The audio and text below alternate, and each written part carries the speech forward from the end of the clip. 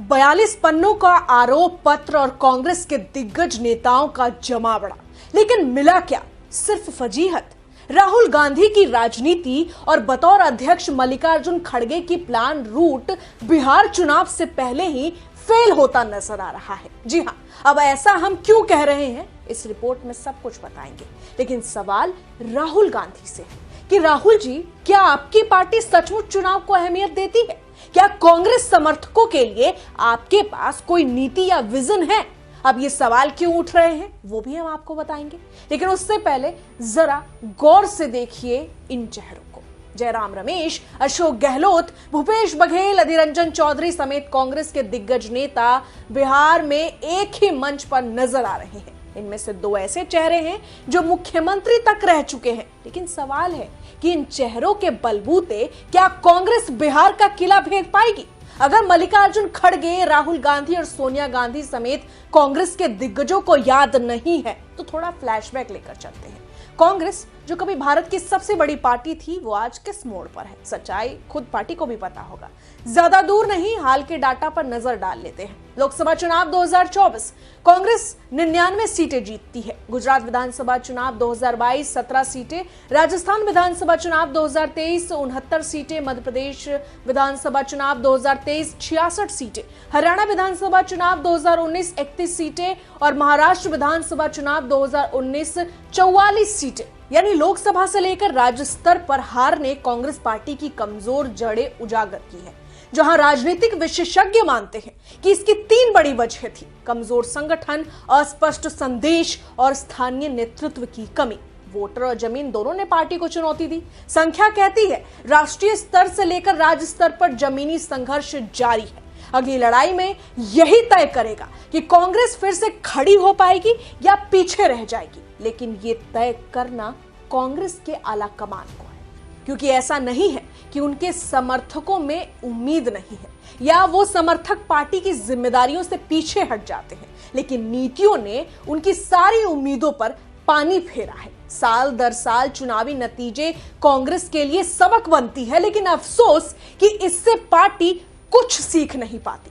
बीते दिनों 9 अक्टूबर को कांग्रेस ने बिहार विधानसभा चुनाव से पहले मुख्यमंत्री नीतीश कुमार के नेतृत्व वाली सरकार के खिलाफ 42 पन्नों का एक विस्तृत आरोप पत्र जारी करते हुए गुरुवार को दावा किया कि राष्ट्रीय जनतांत्रिक गठबंधन यानी राजग एनडीए के 20 साल के शासन ने राज्य को विनाश की ओर धकेल दिया है। इस दौरान कांग्रेस ने आरोप लगाया कि नीतीश कुमार जो बिहार के मुख्यमंत्री हैं, वो रिमोट कंट्रोल से संचालित मुख्यमंत्री हैं। बहरहाल कांग्रेस के दिग्गज जब ये दावा करने में लगे थे और बिहार में एनडीए सरकार पर हमला बोलकर अपनी राजनीतिक विसात ढूंढ रहे थे, उसी वक्त कांग्रेस के आला कमान को चेतावनी दी जा रही थी। जी हाँ, सवाल पूछे गए कि आखिर कांग्रेस इन नेताओं को, इन चेहरों को बिहार विधानसभा चुनाव में किस विजन के साथ उतार रही है?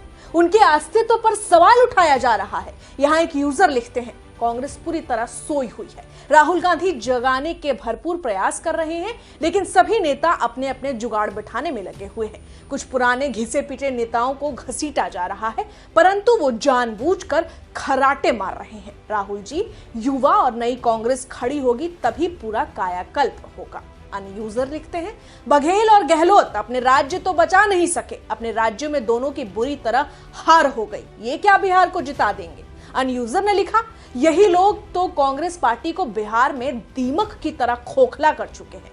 फिर इन्हें मंच दिया जा रहा है, फिर कांग्रेस पार्टी अस्तित्व चाहा था, फिर से यही चला जाए तय है।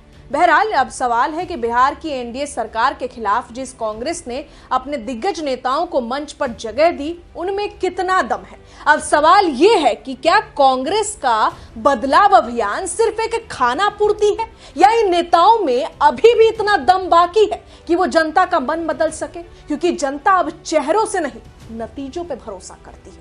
बहरहाल बिहार में कांग्रेस की रणनीति चलेगी या फिर पुरानी लकीर ही फिर मिट जाएगी, ये सबसे बड़ा सवाल है। कांग्रेस ने तेजस्वी के सहारे बिहार में उम्मीद का झंडा तो उठा लिया, लेकिन क्या झंडा लहराने भर से जंग जीती जाती है? क्योंकि जनता अब सवाल करती है कि वादा नहीं, विजन चाहिए, नेता नहीं, नेतृत्व चाहिए। और अगर कांग्रेस इसे नहीं समझी तो आने वाला वक्त पार्टी के लिए नहीं, पार्टी की कहानी के अंत के लिए लिखा जाएगा और ये तय है। बहरहाल इस पूरी खबर में इतना ही, लेकिन आप इस पर क्या कहेंगे, आपकी क्या राय है, कमेंट में जरूर लिखें। मैं आपके साथ रंजना उपाध्याय, आप देख रहे हैं HCN न्यूज। धन्यवाद।